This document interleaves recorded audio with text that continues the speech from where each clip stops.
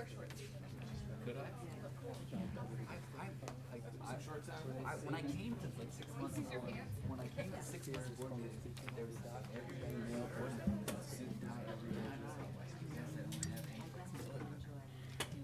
I was like, when am I gonna wear my St. Patrick's Day shirt? Next time. I'm not like a formal size. Ordinances. Okay. The actual ordinance. You could sign. The exhibit is notice. Okay. You can sign, stop there. Dynamic right here, and You so. sign those. Okay. I think I've sat here and there and here. I've never sat over there. Okay, I so don't I'll think. put these on the side for later. Well, let's see, it's, Have you? No. how many of those? You There's were over three of there them, right? Yes. at some point. Then we'll- And then the fourth one. I know, because we can. I don't know if Mike, did Mike know that or Mike? I know, except the camera's right there, so you gotta. Okay. Oh, my God.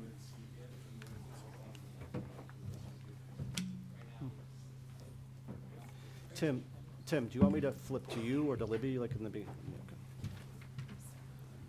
Do you need some more water or anything? I'll get it for that's their problem. I gotta see if I have some more. I got some. Here, I got some in my office. I'll bring that. No, I'm okay. I'm okay. So no, There's a bunch of Tootsie Pops there. We'll count how many licks. So let's start. Those are for the kids, Katie. Well, they're also double as a throat lozenge. first time I've used the mints is the cough drop. I get what you guys have been doing all these years. No dummy. It's hard candy, that's all you need. I'll wait for Stevie to come back and then.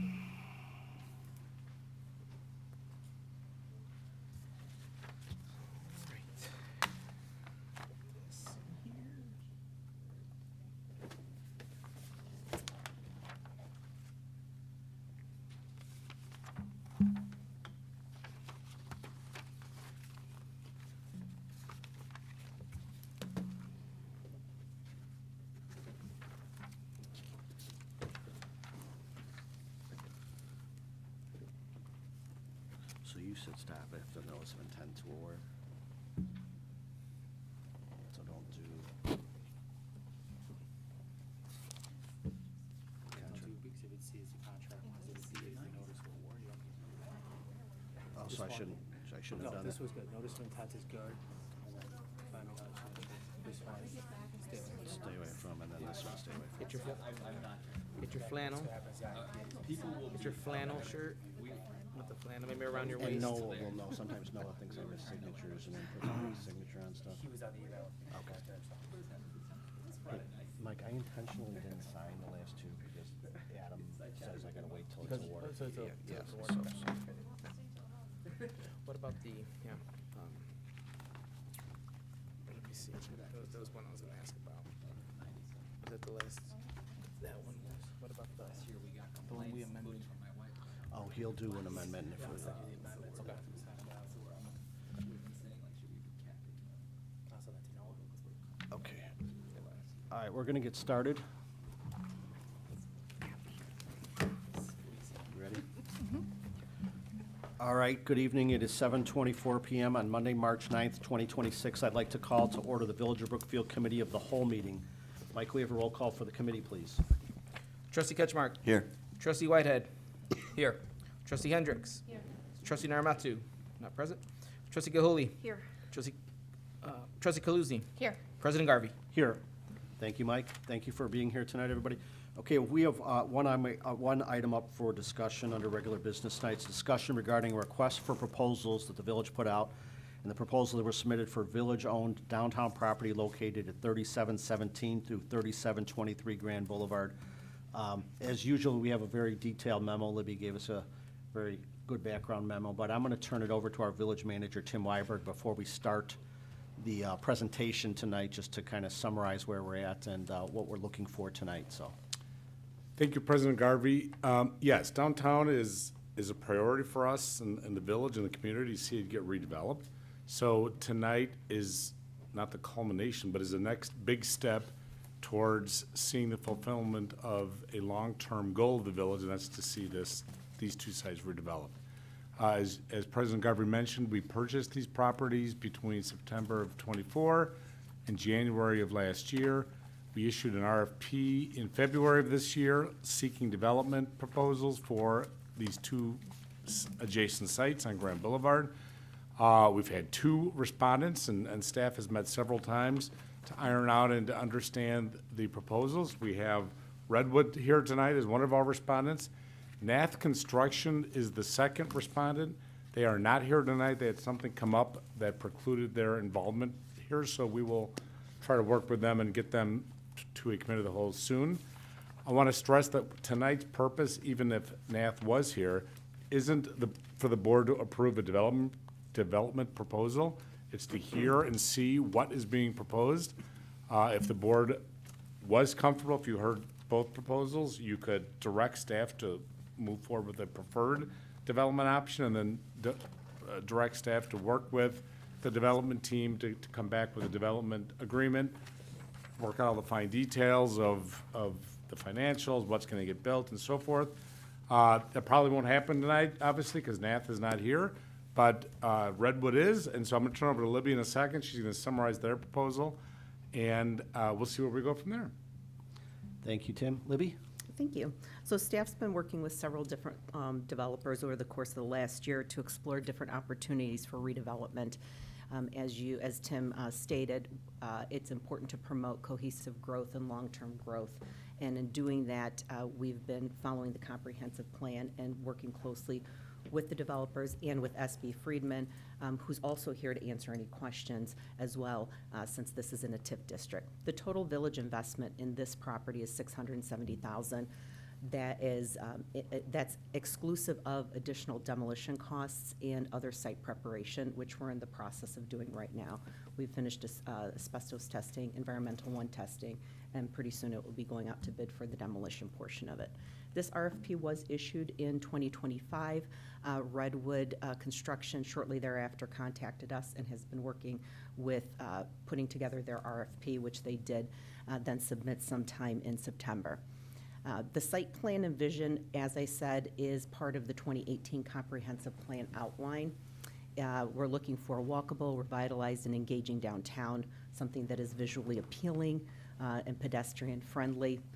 Specifically, first floor restaurants and high quality residential units, and then a desired ground floor for some type of retail restaurant or personal services.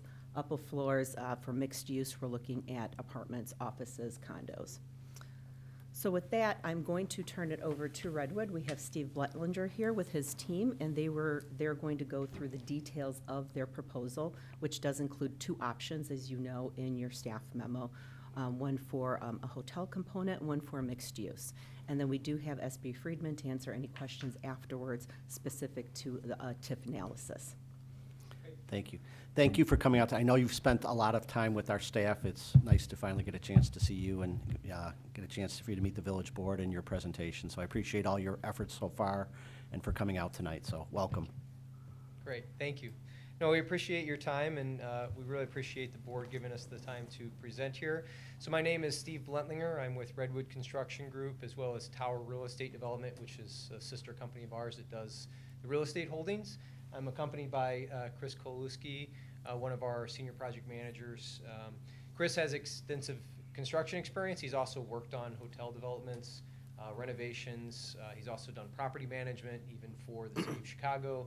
Of all places to have to work. His commitment was great. So we really appreciate and have a good appreciation of the time and effort that you guys put in as trustees and the devotion you bring. So we really appreciated working with Libby. So I'm very excited about the opportunity to run through our presentation. So I'll do a quick version of this, as I believe everybody has seen this in the past. So I don't want to spend too much time going necessarily slide by slide, but at least that we can touch on some of the high-level points of this as a reminder and refresher. I appreciate it, but take as much time as you need. You've put a lot of effort into this, and I appreciate it, so sure. Don't feel rushed. Great. All right, so just a quick executive summary. So just the high level of this.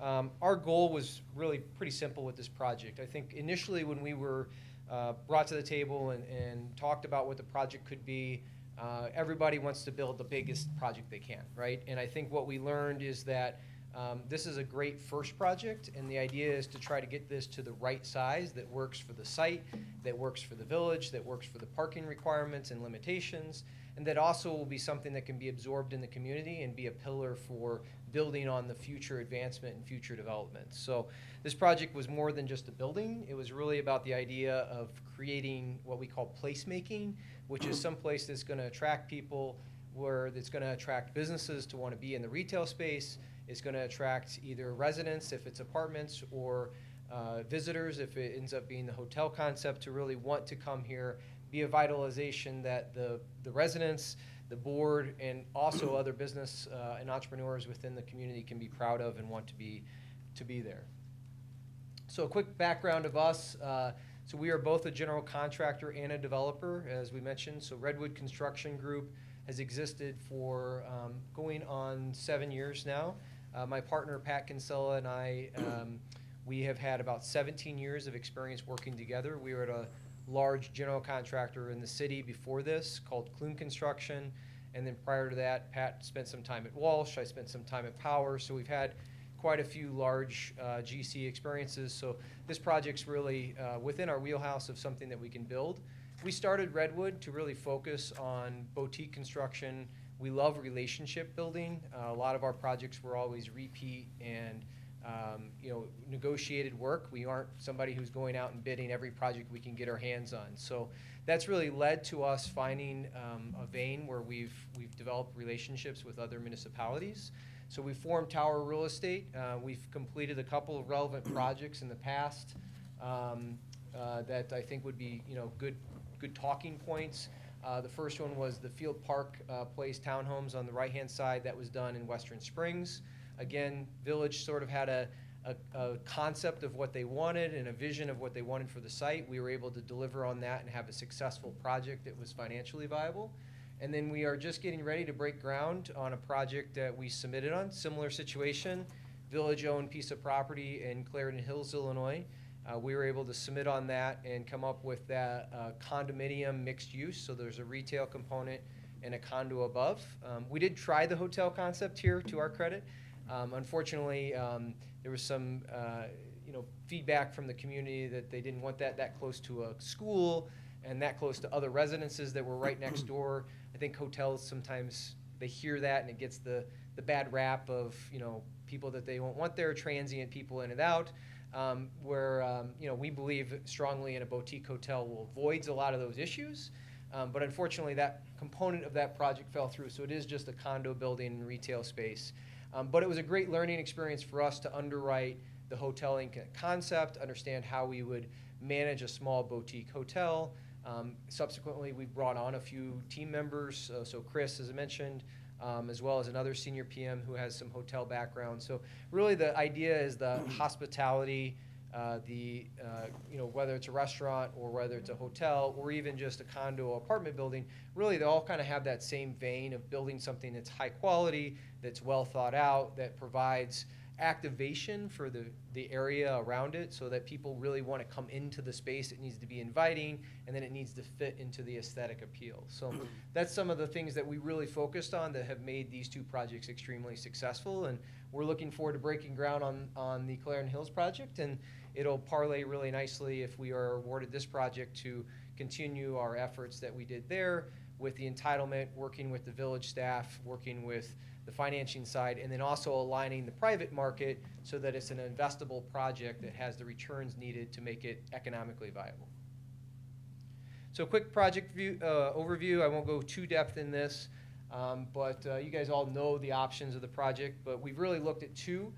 We wanted to look at a mixed-use apartment complex as well as if we did a hotel concept in lieu of doing the apartments.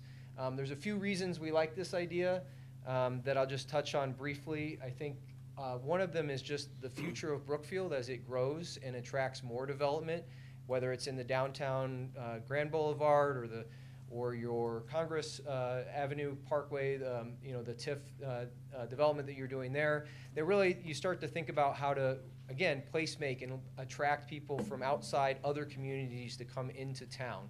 I think you have one of the greatest attractions in all of the suburbs, especially along the BNSF lines, in Brookfield Zoo. That's a great asset that attracts, and I don't even know the top of my head how many people and visitors per year. But if you think about it, there's not really a place for somebody to stay in Brookfield if they were visiting. So this sort of was the catalyst to the conversation about whether the hotel concept could work here. We're willing, if selected as the preferred developer, to work on that, do further studies, talk to Brookfield Zoo and see what their type of arrangements could be. Could we arrange, would they be willing to facilitate transportation for one of their, buses that would come by on a regular schedule during zoo hours to really accommodate people that come out on the train or come in on the train and want to stay in downtown Brookfield, but then be able to easily get to and from the zoo in the mornings or in the evenings without having to think about transportation, think about parking, getting in and out. So these are all the things that really became the foundation for why we thought this could be a really interesting concept that is not the same as what you would think of with a hotel. It's not a branded hotel necessarily. It's not a flagged hotel as they call it. But if you think about some of the recent trends you've seen in the hotel industry, there's been a lot of hotels that are going for the smaller boutique hotels that have better access and better locations because there is some demand for that. We saw that there was actually a lot of community support, even though it didn't pass in Clarendon Hills. We had numerous people come up to us and said, "Oh, I wish there was something local that my kids could stay or my parents could stay when they come into town because there's no options. You're going to Oak Brook or you're going to Countryside or wherever, and it's just nothing local that they could stay in." So again, that was a lot of the reasons why we thought the hotel concept made sense to really thoroughly explore and understand. So the apartment complex option would be our backdrop, if you will. So this would also make sense. Again, this is something that we think could be economically viable. Really the biggest difference between these two options is the hotel concept. We envision that could also encourage corporate events, weddings, other things like that would be able to utilize a larger restaurant space on the second floor. So if you look at the apartment complex version, it's really a 3-story building with apartments above and commercial space and parking on the first floor, whereas the hotel version adds the second floor that becomes more of an event space with a terracing aspect to it, and then also gives you some activation for encouraging more use of that first floor commercial space. I think one of the cool things that we could do with this design is we could also cater the hotel layout so that if, say, we try it and financially down the road it doesn't work out to operate as a hotel, we make it very easy to convert those to studio or 1-bedroom apartments. So we have a backup plan built into this so that it isn't one of these things where we all agree and you guys are making a large financial commitment to us as developers to submit TIF funds and really try to make this happen, and then all of a sudden 2 years into it we're like, oh, sorry, didn't work, and we walk out the door. Instead, we say, hey, we have a backup plan. We can underwrite this 2 different ways. We'll try the hotel. Hopefully everything works out. If we see that the market study shows that is financially viable, that's our primary option. And then we have this secondary option that if for some reason we can't get the occupancy and we don't see the income needed to make this long-term financially viable, we can easily convert it from a hotel component to an apartment pretty easily. The same lobby, the same amenity space, the same parking spots, pretty much everything would stay the same, maybe a little bit of branding rechange, and that would be required. The nice part about that is the hotel concept, you have a lot of built-in housekeeping and some other things that you could build into the apartment concept then, so that it becomes an amenities to the apartment complex. Right, so they would have a fitness room that we probably wouldn't put in the 2-story or 3-story option, right? The apartments only, we're probably not putting a lot of amenity space for 20 units. But if we have a hotel and we have a small workout room and a better lobby and then that second floor event space, those things could be morphed. And if the second floor event space didn't work, that could be something that gets rebuilt and built out as additional apartments in the future if it makes sense. So again, the idea behind this is leaving a lot of options on the table, even when we physically build it, still having some viable options to convert it readapt the use of the building so that long-term it still becomes something that you guys can look at and say, oh, that was successful. We tried the hotel. I wish it would have worked, but at least we have this beautiful hotel or beautiful apartment building now that is still viable to our community. So architecture-wise, we really tried to stay true to, the village's sense of design and historic value. That's something that we found really important as we were doing some of these other projects in other towns. So again, really trying to pay tribute to the idea that there's a history here. This is a little bit of almost a historic district, right, in a lot of these older buildings. So we want something that fits in that. It shouldn't stand out as a super modern, thing here, because it's going to be next to existing buildings on either side. So it should fit in the flow of the downtown. And I think also just the aesthetics of the streetscape and the retail space, that really will play into the investment that the village has already made, right? You guys put a bunch of money into redoing Grand Boulevard to really make it more aesthetically pleasing and more pedestrian friendly. So we want to build on that when we do this project to really capitalize on the opportunity that you've already put into it. So our ground floor activation, I've talked a little bit about this, but just to elaborate. So the idea behind this is that we really want something, a cafe, maybe a small retail, a little bit of community space. Maybe it's something that has a restaurant that has a larger space that could be reserved, and that could be multi-use, right? Same thing with the second floor. Early on in the conversations, we talked to the Brookfield Theater Community Group and about possibly a long-term tenant.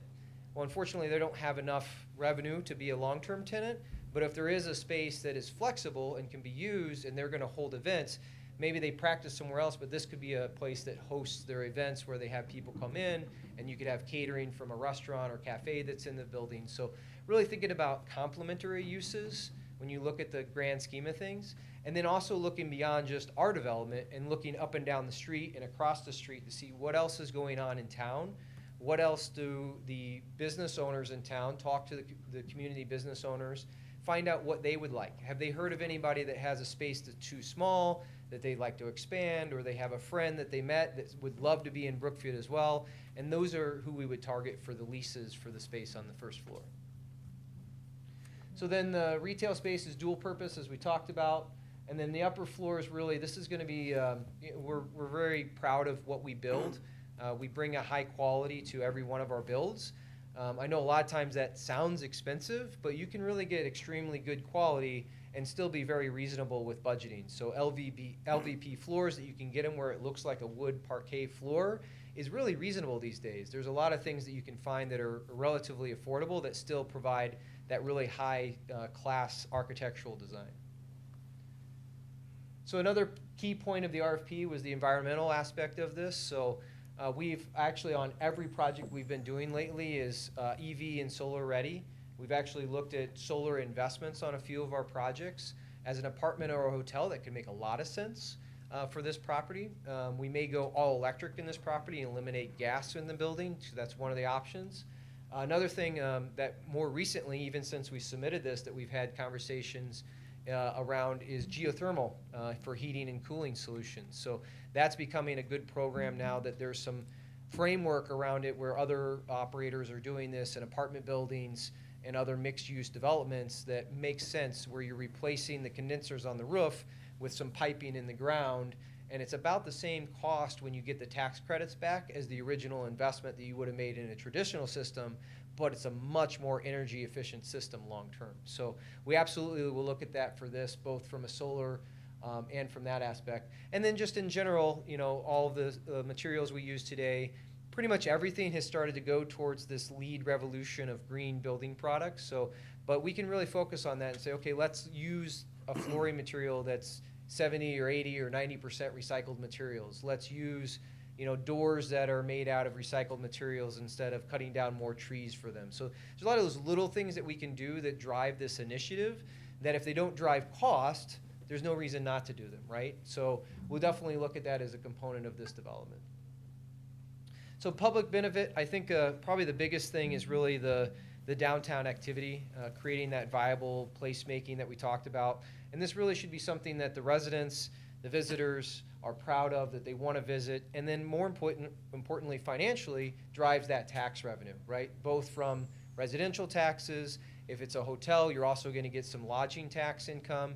And then obviously the retail space, the larger we can make that and the more viable that is, the more tax base that can generate from a sales tax. So one of the studies that we did when we were looking at the 12-unit hotel in Clarendon Hills, and we will do this for this community, is what does that daily average spend work out to of a hotel guest? So if it's an apartment building most of the time, maybe on the weekends they're going out to eat, or they're stopping and getting fast food, or they're cooking at home, right, to be cost effective. Whereas a hotel guest is very apt to check into the hotel and be like, hey, what's down the street, right? Where can I get a coffee? Where can I go to catch a movie? Where can I go to get food? So you really drive that economic value outside of just the hotel lodging and the sales tax of the development to the outside development. So when we did the study in Clarendon Hills, it was almost $800,000 a year that you would generate in spending from 12 hotel units in the neighborhood.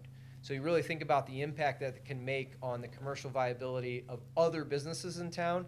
It's compelling because you're doing something where even if the financial numbers of the TIF to make this viable, you're like, man, I don't know if they exactly work, but if you really look at the grand scheme of this being a catalyst for other developments and other sales tax revenue within the community, it starts to paint a bigger picture that really starts to provide economic viability beyond just the square footage of the retail space that we're putting into the project.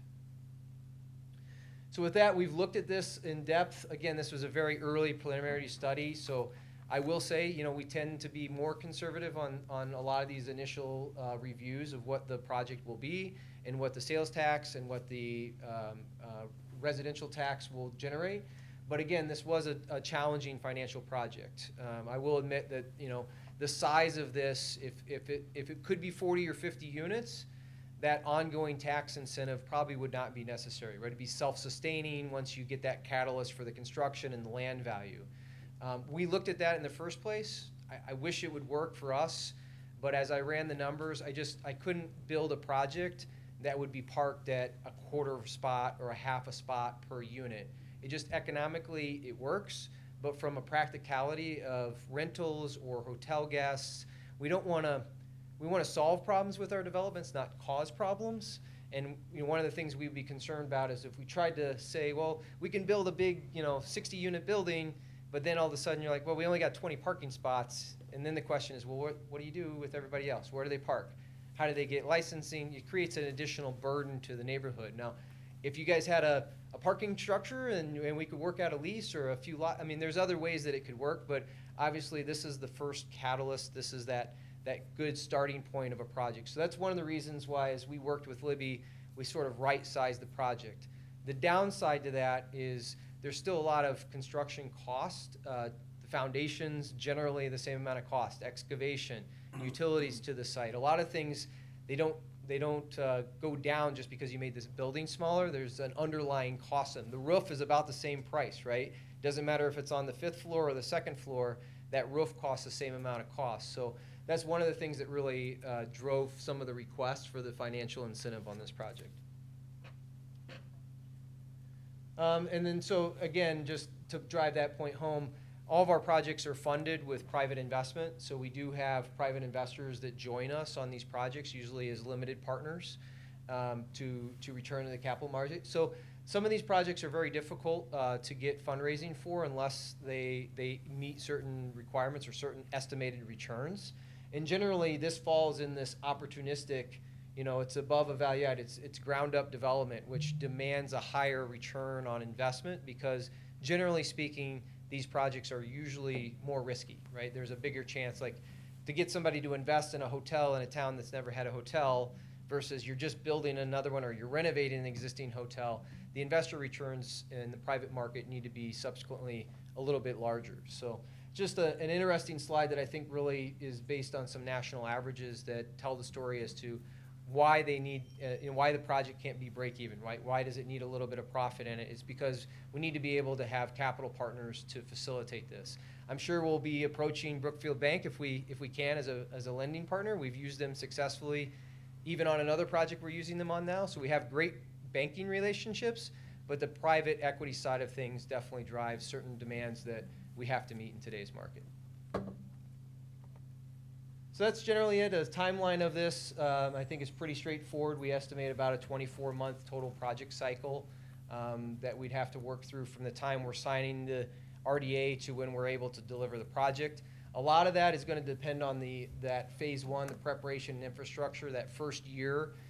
If it takes longer to finalize the RDA and takes longer to get to the final entitlement for the project, it just kind of pushes when we're able to deliver it. But once we're able to get to a project where we have entitlement, then it's just completing permit drawings and going to town. So for instance, our entitlement was received on Clarendon Hills in October, and we'll break ground probably by late spring, early summer on that project. So we were able to immediately, as soon as we got entitlement, finalize the capital stack for this investor side of things, while we were subsequently getting the engineers and architects to work on drawings. So we'll be ready to submit for permit within the next couple months here.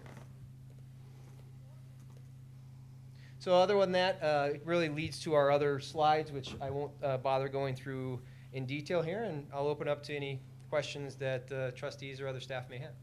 Thank you so much. It's obvious how much time and preparation you've put into the presentation and the project and the meetings with staff, and I appreciate the fact that it was shared with the board and they had a bit of an opportunity to review it. But I will open it up to board questions, comments at this point in time. I had one question just to start. What are you the owner and operator? So like what's the property management plan, or how do you work with properties that you have built and constructed? Do you turn them over to someone else? Do you hold on to that asset?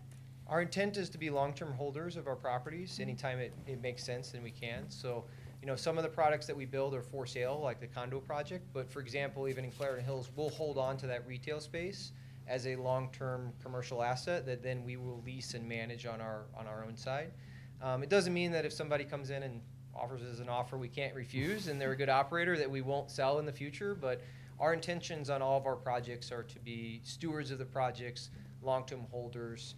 So the hotel component of this project, if it does move forward, there's a couple different avenues that we can go.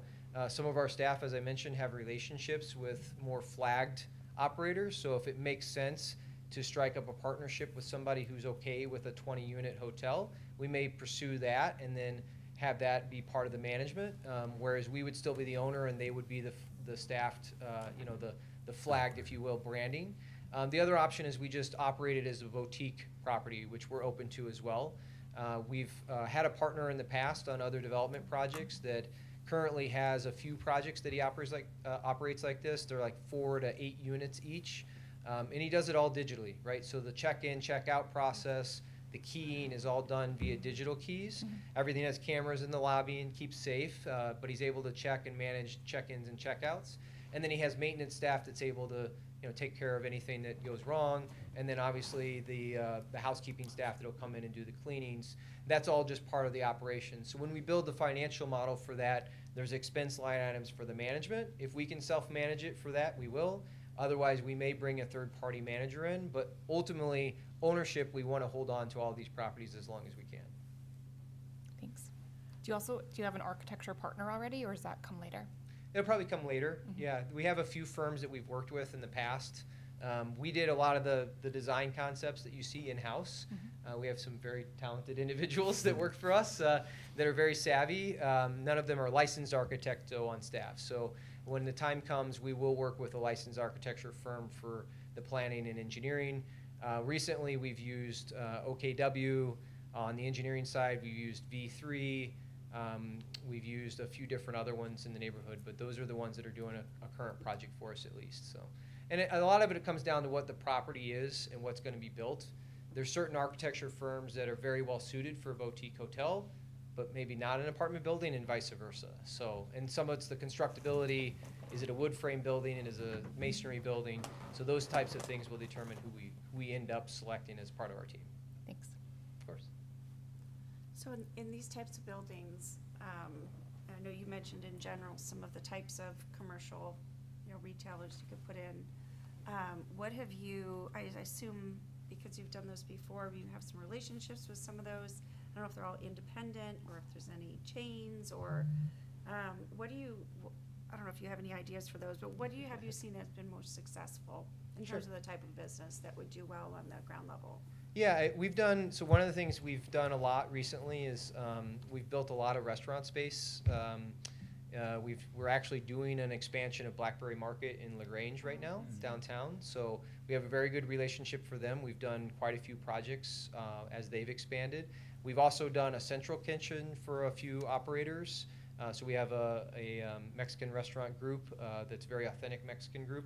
They have a space in Lombard where they had built a kind of a ghost kitchen, if you will. It's their central kitchen where they'll make the tortillas and prep the meat, and then they send it all out to their individual restaurants to do the final prep and serving. So we've done a couple of projects for them. And then we've also done some individual, one-off, like a pizza restaurant that was an adaptive reuse in Wheaton. It was a kind of a one-off with an event space in the back and a cool space. So it's really, a matter of once we know what the size and space is, and then we'll look at the market and see, okay, if you got 5 Mexican restaurants, you probably don't need another one. But if there's a need for a nice coffee place that has a bakery that's not open past 5 p.m. and that's a good fit, then we'll approach those other opportunities as well. And then additionally, in the past, we've done a lot of work with another development group. He's more of an independent developer that goes one project at a time, and then independently he consults to other developers. So we're actually working with him on a project in Plainfield for a property. And for him, we've done, in Elmhurst, we did a property that had a Starbucks. It had a doggy, pet store sales, not where you dog sit, but like sales for stuff, because I know those are contentious. And then I think there was a massage, type a massage envy or whatever it was. So again, those are the relationships. We'll go to them and do a study and say, hey, who's looking for what space right now? A lot of the big brands just tend to go and did they get an investment and are they looking to expand or are they not, right? Whereas the independent operators are more opportunistic about, oh, Brookfield, I could sell them on, we're investing in Brookfield because it's an up and coming market, so we'd love to have you as a partner in this property. So that would be my sales pitch to a lot of them that we talk to. Thank you. Yeah, I'm intrigued by the boutique hotel option because of the potential economic impact and just activity it would bring to downtown. I think like having a private event space from a revenue perspective, both on your end and on our end, has real potential there. I think we would all be curious about the market, and I understand that you would do more due diligence there. My parents, when they're visiting their grandkids, they do stay in Oakbrook, just like you mentioned, and we have looked for rental options. I think there's some new rental units in downtown LaGrange too. So I think of this as a version of that concept. So I would be interested in learning more because I think for all of us, a long-term goal is to liven up the downtown and support all of the businesses. And we have some great businesses downtown, but we have seen frequent turnover, especially in a lot of the smaller spaces, right? But if we know that it could bring reliable business, I think it could help, like you said, not just the tenants in your building, but all along the boulevard. Yeah, absolutely. I mean, that's really I'll say that term a lot is the complementary uses, right? What's down the street, what's across the street, and then what makes sense here, and then what makes sense to support. If it's a hotel, then you might be a business that has catering, right? Like a restaurant that has catering options so they can facilitate catering to a business event, right? So it just depends on the type of product and what ultimately makes sense for it cohesively. It doesn't always make sense. Sometimes you'll get the Starbucks next to a dog sale place, right? Because they'll sign the leases, but ideally you try to make something that really is complementary to each other for sure. And just, going a little bit forward on that point, because I understand why, the market study or analysis in depth hasn't been done because it's a major. How far did that get in Clarendon Hills? Did you get to the point where you did a market analysis on the hotel versus what you ended up with in Clarendon Hills? We didn't hire a third party, but we did assign staff that did a market analysis for that. So it was a broker outreach as well as essentially a community survey to see, what people would pay, how many nights would you stay, to understand what the economics are, right? So because the two things that drive a hotel other than expenses. But on a revenue side is the occupancy. So if we can get above 50%, closer to 60 to, the ultimate goal is you get to like 70% occupancy on a hotel, like that's like home run. But if we can get that plus 50 up to 60, then it becomes very economically advisable. Then it's about what are the rates, right? So that's the other variable. So you could be at 55% but have a little bit higher rate and you're fine, or you can, have it be a little bit lower rate, but if you get that 65% occupancy because you can get the people in the door, it's just a balance, and that really just takes time. And honestly, it'll probably be something we launch with one strategy and we see how the market receives it, and there'll be pivots that we have to do. And that's what obviously the decision, was made in LaGrange, or Clarendon Hills, and whatever the marketing showed there, people wouldn't go to Brookfield Zoo and stay there, but they do have other amenities or places that might attract hotel guests there. I understand that. Yeah, generally it's like a third, a third, a third. So it's a third business. So it's somebody who's maybe in town, but they don't want to stay in downtown Chicago, or they're in Chicago and they need to make it out to the suburbs somewhere, and this is a nice stopping point. They can jump on the train and get to their office. It's a third that is guests, so special events. I got a wedding, I have a birthday, I have an anniversary, whatever it is. It's a special event. People are looking for space, even locally. Like my wife and I will sometimes go stay in a hotel other than just to be out of our house, right? So if we're not traveling for hockey. And then the other component of it is business relationships. And that'd be something that I think this project would have that most other ones don't, because of such a draw for a place like Brookfield Zoo, that if we can collaborate with them properly, that becomes an event. And then they obviously have outreach that they're already doing. Business events, community events, whatever the types of groups that they reach out to bring people into their doors. We can parlay into that and say, hey, if we're normally, I'm just going to pick numbers because we haven't did a study, but if we're normally $160 a night for our hotel, we'll offer a group rate, midweek group rate for $120 if you can get, 6 of the rooms. And they can do that as part of their package that they're offering as a corporate package. So those are the types of strategies that start to make sense when you have a draw like Brookfield Zoo, whereas the other communities, you're relying more on just kind of the transient people that are looking to get out of the city, or vice versa, have, a visitor in town. Well, that's why, the convertibility that you talked about, the possibility of going with, the hotel idea, and then if it didn't work, it could be convertible down or back to a different use. That's somewhat intriguing. Was that option considered in Clarendon Hills, or was it just kind of landed on that wasn't an option there, or? So because it was a condo building instead of an apartment, we Okay. never went to that length of the adaptability. But there was a underlying backup plan on that project too, that essentially 12 hotel units converted when we changed the plans, that became 3 condos. So we converted those about 3 or 4 to each condo to create the condos. So this one would be easier, whereas the condos, people need 2,000 square feet for a condo with 2 cars. The apartments, the 1-to-1 parking's perfect. And then we'd be able to, ideally design these a little bit like I don't want to get a brand in your mind, but, an extended stay, or if you've been at a Home 2 Suites where there's a little bit of a kitchenette, there's a sink, there's the microwave banquette.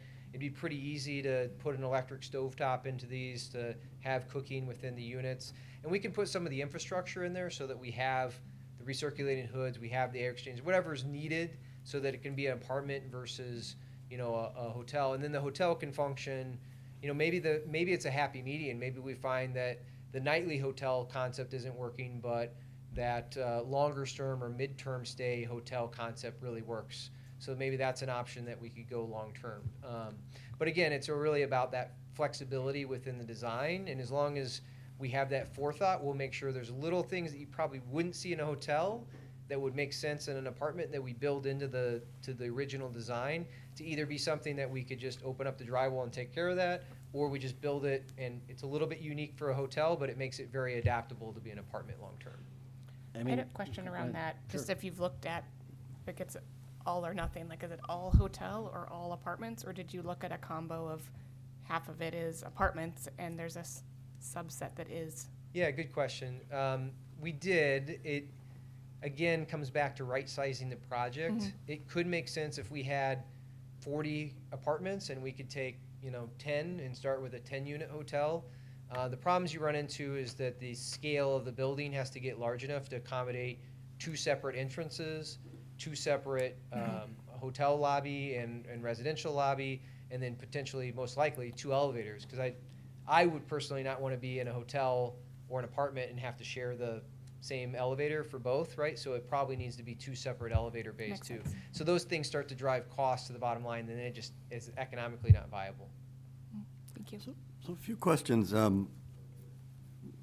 You've been talking a lot about the whole hotel concept, not so much about the apartment concept. Do you not want to go that way? No, I wouldn't say that at all. I think, I will say I'm a little excited about the hotel concept just because I think it's unique to this property in this location. But that being said, we're perfectly happy if if we do the market study and we're like, oh, we're only gonna get, $100 a night, like it doesn't financially make sense to invest in building a hotel, then we can pivot up front to the apartment. Now, one thing that could happen with the apartment building is if we start talking to local businesses and people that are looking for event space and we find, well, the second floor space could work agnostic of a hotel and just be an apartment complex, that could be an option that we still put that space on the second floor. There is some considerations. It's easier as a hotel to have something that might be noise-making on the second floor versus an apartment. It's a little, you have to really think about that and maybe take a little step further on some of the sound abatement and things like that to make sure you're separating the uses. But there's no reason that we wouldn't strongly consider an apartment building. Clarendon Hills was originally an apartment building and it became a condo building. So sometimes what we start with is not where we end up, and the economics and the market studies push us one way or another. I think a big key to this development, as we talked about initially and why we looked to purchase the property initially, was the effect it can have on the rest of the downtown district. So it's not really just a standalone project property, which goes kind of back to the hotel. And you've talked about this a little bit, and what came to my mind right away, okay, so what happens, and I'm thinking tourism, tourism for the hotel, and I mean, it's more than that. But what happens Sunday through Thursday? What happens half of the year? What happens from November through, now just about? Yeah, good question. I mean, again, working with the other operators that we've had, it's an on-demand type pricing with a hotel. So when you're peak season in the summer, the rates on a hotel in downtown Brookfield, when you can catch a ride to the zoo very quickly, are going to be much higher than December, right? Now, certain parts of the winter actually surprise you. You have Thanksgiving, you have Christmas, you have New Year's, which all drives people looking for other places to stay. So there are some things that help you get through. It's really what you say, probably January through right about now that are the toughest times. And you look for averages, right? So in the summer months, we try to be at 100% if we can occupancy, right? And then in months like what we're in right now, you might be at 30% occupancy. Now that can have some effect on the economic viability around it, right? So, but it doesn't vary that much differently than any other seasonal spikes that you have in businesses around here, right? When it's snowy out, people just don't go outside, right? So you have to balance that a little bit with what it is. There's things we can do on the hotel side to try to catalyze that, and that's where you go after the business partnerships or corporate event partnerships, because if they can, fund and have the space to do it, and it's less expensive to do it in February, and that's not a busy season for them, if they're not a tax company, it'd probably be fine, they can move in and do that and take that space and get a good rate to have their corporate annual event in February, versus, in the middle of the summer would be much more expensive. So there's different ways to do that, because those visitors, those people staying in the hotel, they're just going to the event space and maybe going to grab lunch. They're not looking to go out and about and tour around the town and go see the zoo, right? They're there for a specific use of the event space on the second floor. So then, and we talked about this a little bit, I think President Garvey had asked about this. So are you running the hotel? Are you running the event space and filling that? Or are you looking for someone to come in and do that? It's too early for us to tell, to be honest with you. If I'm fully transparent, what I would do in the model is we'd make sure that there is a financial cost, if you will, to the property management. So if we need to work with like I mentioned, another operator that could provide the leasing or provide the hotel management, that's built into our finances. So whether it's us doing it and I'm assigning staff to it, or I'm bringing in a third party to do the operations, both of those can work. The one thing that, you know, on the like property management and leasing, like the event space is very likely to be correlated to whoever takes the first floor retail space, right?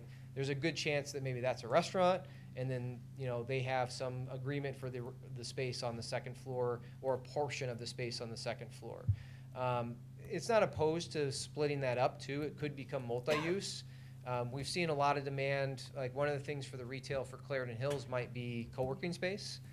We've seen a demand for that, surprisingly. Office space is kind of on the downtick, but if you kind of do it as what the WeWork was, but make it an affordable concept, that could be something that could fit in. Doesn't have to be on the storefront. You wouldn't want that on the first floor, but it's tucked towards the back of the second floor and it's viable space, and they can utilize the coffee shop or restaurant that's on the first floor, then again, it becomes useful. Those would be, again, either a brand that we launch and we manage, and we are then staffing the operations of that, or we're finding a co-working business, or we're finding a hotel operator and saying, okay, let's partner, we'll be the landlord and essentially sign the lease for the management with them. Your TIF request, is that on top of the conveyance of the property?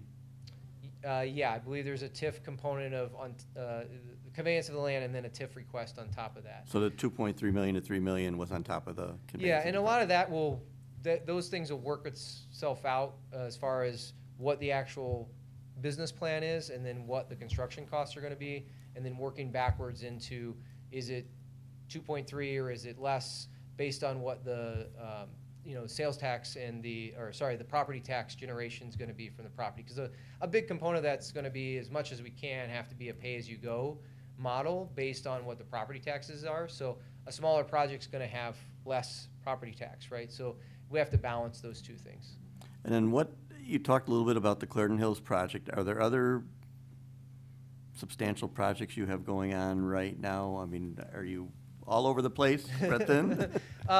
Not terribly. We have a subdivision in Burr Ridge that we're doing, which is on our residential single-family home side. We are looking at a rental development in Northwest Indiana. We probably won't GC that one, to be honest. It's just a different market, but we might do that one on the real estate side. And then we have something. We've been around a long time. We do a lot of construction. So we have some industrial properties that we're actually doing out on the I-55 corridor. So that's really the list of projects we're working on. We also, the residential side, we do a lot of single-family renovations and homes. So we're pretty adept at doing that. So that's usually 3 to 5 homes a year, depending on how big the homes are and if it's a renovation or new construction. Thank you. Of course.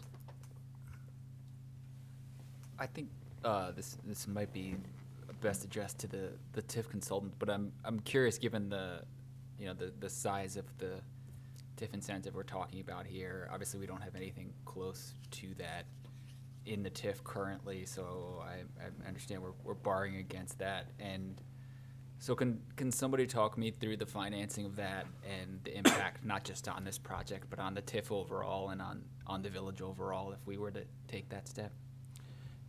I'll let you speak to that a little more eloquently than I will. And I appreciate you being here tonight, and I mean, the original anticipation was that there was going to be 2 different presentations and maybe a compare and contrast, but I mean, if the board members have questions now, just general questions about the TIF part of it, and, I think you understood, or you heard Trustee Whitehead's question, or?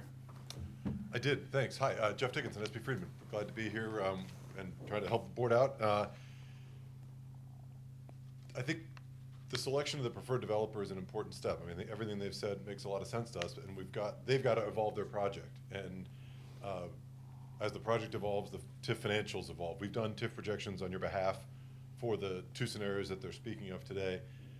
But I think one of the aspects of the request, their request is what they're calling milestone payments, and they're from that generally, that's up front, more or less. That's not a pure pay-go. We appreciate the Steve's recognition that the village, pay-as-you-go is they get paid over time as the taxes show up. So every year they get a payment.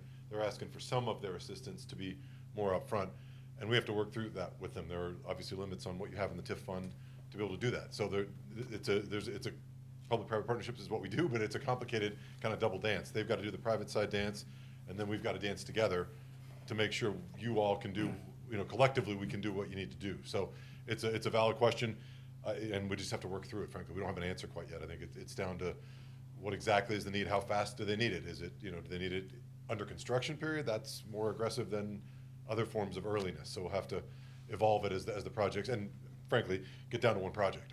We can do multiple scenarios for multiple projects, but eventually, at some point, you got to pick a lane and just, one of these is going to fall out, presumably. So Right. that'll be part of the process once you get into a preferred developer situation to really start hammering things down. But even within the preferred developer, 1 versus 2, within this proposed development, there's 2 different proposals, and I assume that there's a different TIF analysis for the pure hotel versus the apartments. Is that correct? That's right. There's different tax productivity. You can look at other sources. These are decisions or information we need from you all.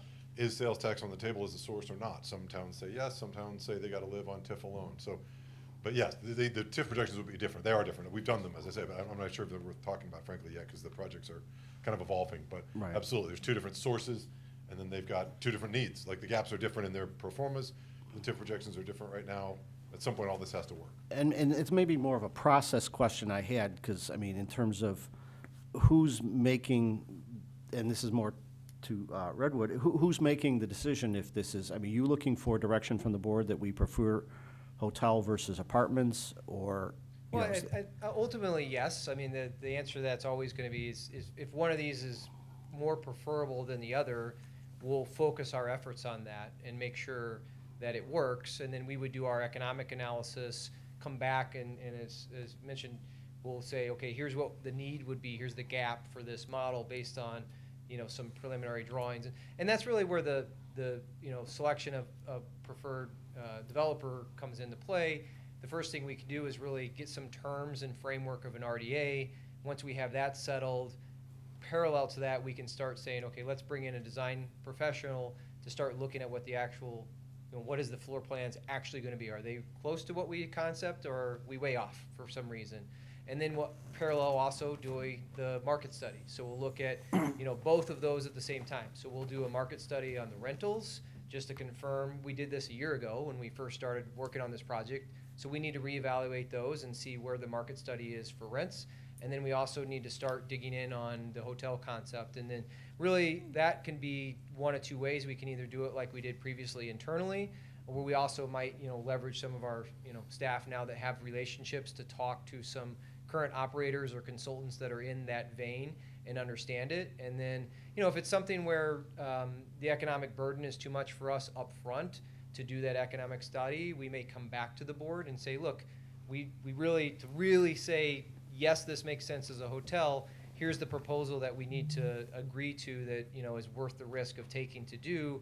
It's not something we can afford to do out of pocket up front without some sort of, back end, support, whether it's that it's, a low enough cost that it can be something that can be approved by village staff or the board, or it be something that we build into the overall reimbursement model that we approach. So there's multiple ways to reimburse us as the developer, and as you mentioned, it's like, part of it's just kind of weeding out which path makes the most sense, and then starting to narrow in that business plan to make sure it works. So it's really, honestly, that's the best way I can describe it is collaboration.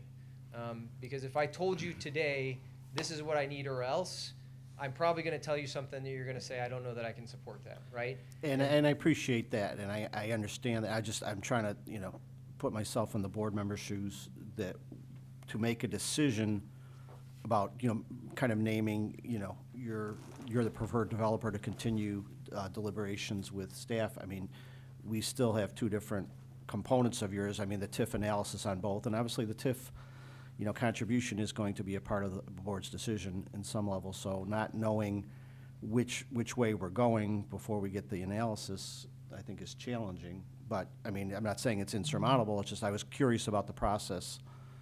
If I could. Please. President, it's difficult. I think, and I don't mean to say anything disparaging about these guys, but the way this works normally is you pick a partner. You say, let's see if we can make a deal work with these folks. We work with staff, we work with the developer, we bring forward a project to you. We say, this is the best deal we could make, and you all say, we don't like it. And that, again, I'm not rooting against you guys, but like, that could be the way it ends up. And they say, well, we're tired of wrestling with you, not these guys, but a preferred developer might say, well, this is the best project we can do if you don't want to do it. And you might pick up the other developer, frankly. Like, it's just hard to get to that level of certainty until you've really worked it through. And I think given the village-owned land, I guess just to say that out loud, in my experience, it heightens the sensitivity from a village perspective. We don't want to lose control of a site that we've spent time and money to acquire. And so, to a certain extent, the level of scrutiny is a little higher on these type of deals. We want to make sure we work with the village attorney to structure the agreement, assuming we get to one, that makes sure you don't let go of the land until you know you're going to get a building. You know what I mean? And so it's a tricky dance. I started to keep talking about dancing, but it's difficult to do. You know? No, I get it. I guess the two possible options with one developer is what's making it somewhat complicated. Again, it's not insurmountable. It's to compare apples to apples. If we had another applicant here tonight or dealing with it, I mean, not that the TIF incentive or the TIF request or the TIF ask is the end-all be-all, but to make a informed decision, we could, the board could say, this is the preferred developer and we prefer the hotel option, and then the TIF, we get to the point where the TIF analysis on that becomes where the TIF ask is on the extreme high end, and well, what would the TIF ask be on the other developer if we went with them, or what would the TIF ask be on the alternative option for, I mean, to get to that point is, but if we're asking to approve a preferred developer, I realize those discussions could happen and they might not result in a final RDA, but maybe that's the path we have to go. I'm just more about trying to lay out the process or figure out the process. Yeah, I think you got it right. It's unfortunate we can't get to the level of detail. This is thoughtful work by these guys, but it's preliminary. I'm not trying to be disparaging. They haven't fully cooked it, you know what I mean? And they've done a very good job of Yeah. explaining why it's done it. I mean, I Exactly. appreciate the creativity, and I'm almost reading in, there's a little bit of a passion or desire to try the hotel thing, and I appreciate that individually. But ultimately, we have to make sound financial decisions, so it could be a field thing. We like that, but then when we hear what it could cost and what the TIF ask is, and Trustee Ketchmark's points about the year-round use and things, and and I know Brookfield Zoo is a big component of this, and I correct me if I'm wrong, but they threw out the figure of about 2 million visitors a year. Yes. I think they have about 2 million visitors a year, and I think that's going to grow even more with the massive improvements they're making at the zoo. And I think some of the improvements they're going to make at the zoo are actually going to change the nature of some of their visitors. I mean, right now, the zoo may be a one-day event, one-day visit, but some of the things they do and some of the evening events and special events they have very well may increase to more need to have overnight stays for guest visitors and even events or corporate partners they have. So I think that's, intriguing to have that option. It's just kind of questioning, process in terms of what we need to do. I have a TIF question. And I don't even know if I'm going to ask it correctly, but I'm going to ask it Give me your anyway. best shot. I'll do my best to help. I'm sure I have the same.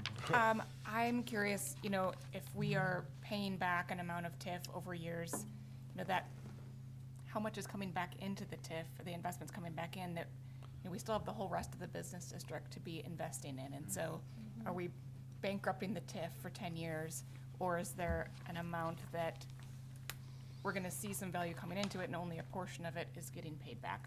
I'm not sure about how the whole amount of that works, but I wouldn't want to, I guess my concern is not being able to make any more investments in the district until this is paid off. Yeah, the traditional preference in most municipalities is to do what is, in-project increment as the source of repayment. So we would create a silo analytically and say all the taxes from this project, whichever one it turns out to be, are the only source of funds to reimburse the developer. That protects everything you're, I think, asking about, is the rest of the TIF is essentially unencumbered. And so if another project comes forward, it can have access to all of the increment. That's the preference. I would say for pioneering projects, sometimes you have to go outside of the project. And so that's part of the discussion, and that's part of the dance, and that's part of, good Lord, sorry. I can't believe I said it again, but that's part of the analytical challenge. Like that, and so, but that's direction from the board. Like, frankly, literally, we can bring you math, but ultimately, you all have to decide this is so important, we're willing to foreclose some other opportunity, we're willing to pull money out of a different pocket of the village, we're willing to do more aggressive things because this is such a cool project. I don't want to speculate about this one specifically, but I would say a hotel type use in some communities would be a really exciting use, and apartment use is a cool but not as exciting use. And so I've seen towns be more aggressive financially with a hotel request than apartments, just generally. And so, but that's policy driven, that's not us. That's you saying this is important to the downtown and the energy. We have thoughts, but it's your money and your call. Thank you for But how understanding do my we- question. How do we, and at what point do we get a perspective on this as to what is a $3 million ask worth? How does it fit into here? I mean, Yeah. how far along do we go to find, boy, we can't make this work at a quarter of that? You Yeah, know? I mean, a sort of a fatal flaw question it means we don't want to go down a long road if we fail at the first hurdle. So I think we have tax projections. Again, someone is selected as preferred developer. There's feedback from this board. Presumably they refine their concept. They do more work. I guess I will say this out loud. Right now, these guys are putting in effort. I'm not going to minimize it, but if you're selected as preferred developer, they get to put in more effort. Like, that's the expectation from the village, is they're going to put more time, more pre-development costs in. This information, which is good, will get better. And so that will help our homework get better. And that the information to you gets better. But they don't want to stay here any longer than they have. They want it to work, but if it's not going to work, they don't want to mess around either. You know what I mean? They have no incentive to keep trying to move a project that can't happen. So I think we're all generally aligned that we want to get some parameters from the board about this is some kind of rough amount of money that could work. But if it turns out they need a big number and we don't have it and you guys don't have an appetite for it, they probably want to get sent home, frankly. Like, they don't want to keep climbing that hill. So, but getting down to one developer with two concepts pretty quickly turns into one developer with one concept, and hopefully we're moving to a deal that works for everybody. That's the hope of the process. And just clarification, what's in our packet, the financial summary, that's done by Redwood? Correct. That's not, okay. We've reviewed it, but we haven't hit it hard because it's preliminary. Right. Our tax projections are based on their program. The pro forma we've looked at a little bit, but we're not too far into it. Trustee Ketchmark, if I could just kind of also clarify, and can I use your phrase, do the dance? You like that, You're welcome Jeff. to it. Can I dance a little bit? Yeah, too? everybody's dancing tonight. And I forgot to mention this in my opening thing. In a perfect world, we would have had both developers here that were interested. These gentlemen have two options. The other one has one. The board would listen to those presentations, ask these good questions that you're asking, and then perhaps you direct me, the staff, to work with the preferred developer, and then we start narrowing down the proposals, as Jeff said. And we're very, believe me, I'm very sensitive to the fact that I don't want to bankrupt the TIF, and I want this to generate positive cash to the TIF. We have to weigh that with what's the economic reality. That's where Friedman comes in and tells us, we love these guys, but we listen to these guys because they're going to tell us one thing, and we got to verify it, trust but verify, and then we'll come to you with, here's where we think this will be financially. Let's say you pick one developer that doesn't necessarily disqualify the other one either. The other one, just as Jeff said, okay, you don't have to come to any more meetings for a while. You stay home. But let's say we work with Redwood and we just can't reach an agreement that's acceptable to the board. They may decide, or we may decide, okay, you guys, we're done with you. We can bring back the other developer as well and then run through that same process with them. But how does it work, and no disrespect, but we did have another developer who was part of this. Are they still part of this? Yeah, they just couldn't make it tonight. We're hopeful maybe in 2 weeks, we'll bring them back at that committee. You know, I'll just kind of elaborate on that too, is, you know, it's, us as a developer, you know, we don't make a dollar until the building's open, right, in reality, right? Until people are coming in, they're either buying or renting or staying or leases are signed, the income comes on the back end for us. So there's a lot of upfront risk and involvement that comes with these types of pursuits. I wouldn't be standing here if I didn't think there's an opportunity and that we would be willing to put capital at risk to do that. It could take several $100,000 just for us to get to a point where we can put something in front of you to even vote on, right? So that's a very large investment that we make on these pursuits. And that all being said, I think the incentive for us is to get to that economically viable business plan with a reasonable TIF ask as fast as possible. So when we look at the time frame for our development team, if we do select a design team or we bring in other consultants, we'll actually lay out a pre-development timeline that we try to stick to, and then we'll put in board presentations or village staff meetings into that timeline. So that'll be something that we're able to give to Libby, and she's able to share in her committee meetings with you, so that you guys have a pretty good handle on where we at. As far as to kind of address Tim's, the upfront commitment is not signing the RDA, right? If the other developer's here and you guys voted and you made a decision, Redwood's the selected developer, it's really just sort of a Next step. a next step, a memorandum of understanding or a letter of intent that really gets signed, which is we all intend to exclusively work together with the intention of reaching the outcome, which is an RDA, and then subsequent to the RDA, to go a step further would be the PSA, the purchase and sales agreement for the land, even if it's zero. And that does not get executed until right before like permits or at issuance of permit. That's when we're gonna take possession of that land. It's signed, sealed, we're moving forward, we got a bank on board, I got investors lined up, and I'm gung-ho. Until that, we don't necessarily control the land, and all of our expenses up to that point are completely, at our risk, unless we strike some other agreement, for that. We've done that in the past where similar, if there's a couple of concepts, we've said, okay, up to, reimbursables of $50,000. If this doesn't work because it just doesn't work, the village agrees that we'll pay some reimbursement, which does help us in instance. We're not asking for that yet in this instance, but we've done that in the past, just to really make sure everybody's incentives are aligned, because then we're making that investment, right? Because we can be reimbursed if we get there. And ultimately, though, I think the whole point of my long diatribe here is that our pursuit, we make money only when we have a successful outcome on these projects, right?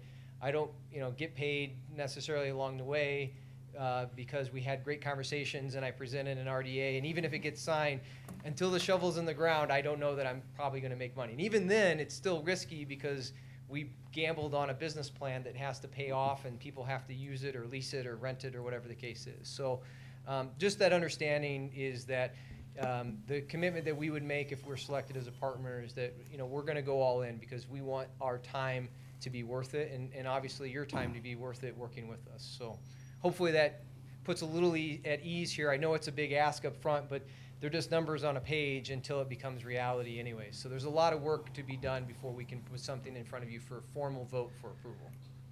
And as I said, it's obvious how much time and effort and money Yes. you've spent so far to get to this point, and it is appreciated. I mean, it's a beautiful design, beautiful building. I guess I'm just still trying to clarify in my mind, if we get to the point where the board is sending direction to staff that you're the preferred developer to continue, at that point, as the board asked to make a decision that we like option 1 or option 2, is that you're the preferred developer, flush out 1 versus 2? I mean, I guess I'm still unclear about that. I would put that, yeah, I mean, go ahead. Libby? President Garvey, that would be up to the board. Once you pick the preferred developer, as both Jeff and Steve said, that conversation can happen quickly, or if you need some additional metrics, some additional feasibility studies, that can happen at a later time. What I heard earlier from Steve is that you're acknowledging that you would need to do more due diligence in the market for the hotel concept, right? So, Correct, yeah. I think for us as a board, are we open to that concept? And if we were, obviously we need to hear from the other development team, but if we were to choose Redwood as a preferred developer, I imagine it would be helpful to communicate whether or not we're open to the hotel concept, in which case they would do due diligence on the hotel concept and make it part of this conversation.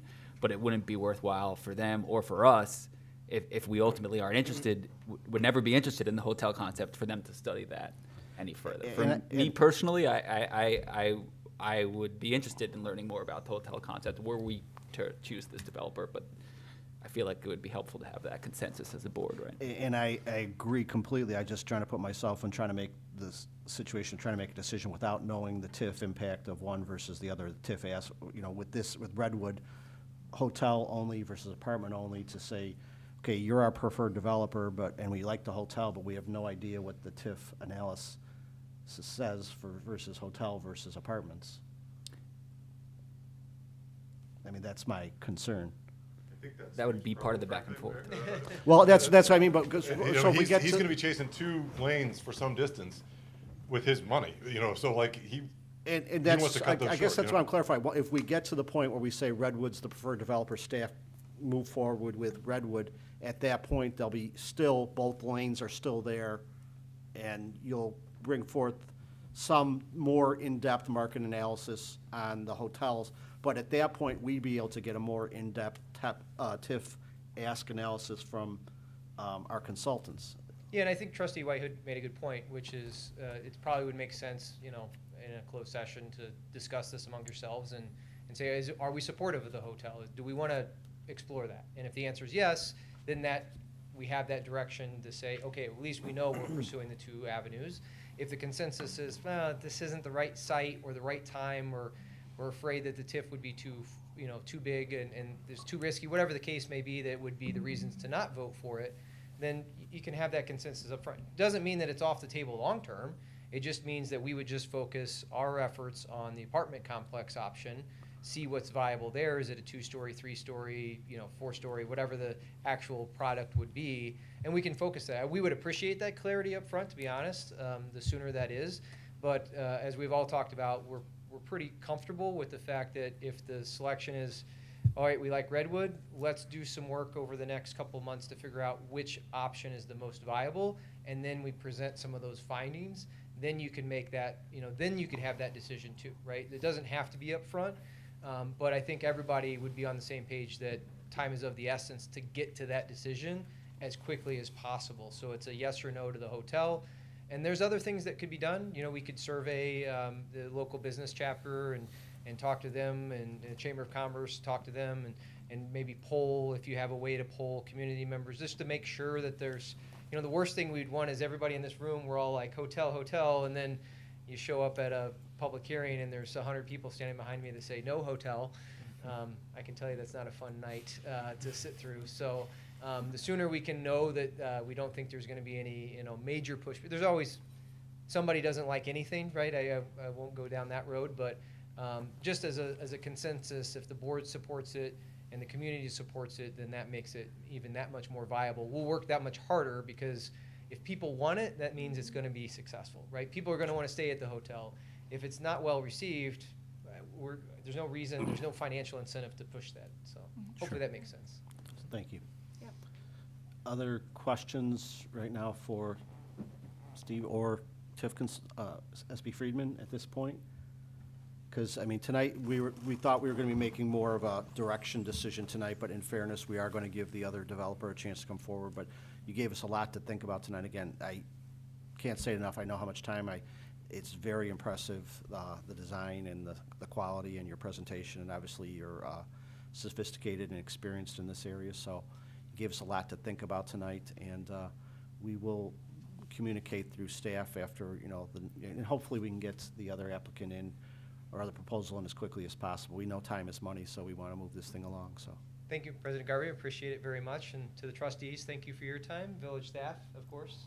Yeah, we greatly appreciate it. We're looking forward to, even if we're not successful here, any future opportunities, we definitely I was just going to say, we love. we love the community. I live in LaGrange. I drive by this all the time. So, we as kids, we had the summer pass to the zoo. Yep. So that's why it speaks to me. I love this neighborhood and I love the community, and we're looking forward to working with you in the future. Thanks for submitting the Thank you. proposal. Thank you Thanks so for the much. presentation. Thank you very, Absolutely. very much. Appreciate it.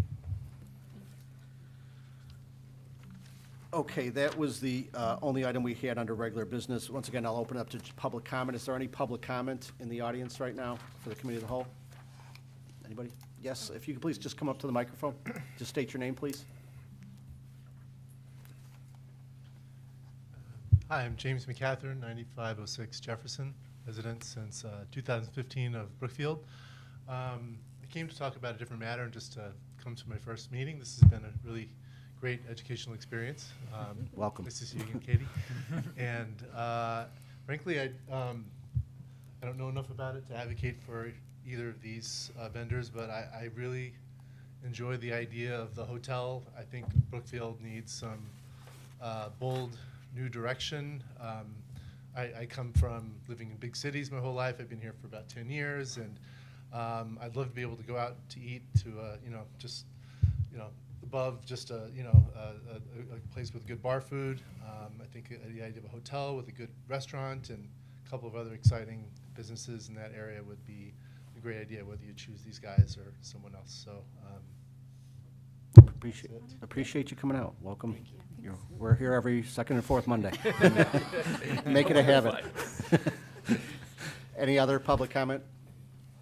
Okay, hearing no further public comment at 8:40 PM, I'm going to entertain a motion to go in executive session pursuant to Section 2C6 of the Open Meetings Act to discuss the setting of price or sale, for sale or lease of property owned by the public body.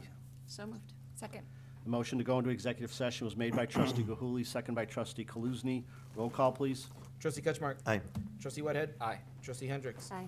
Trustee Gilhooly. Aye. Trustee Kaluzny. Aye. Motion carries. Okay, we're adjourned into executive session at 8:41 PM. We're going to conduct the executive session in this room.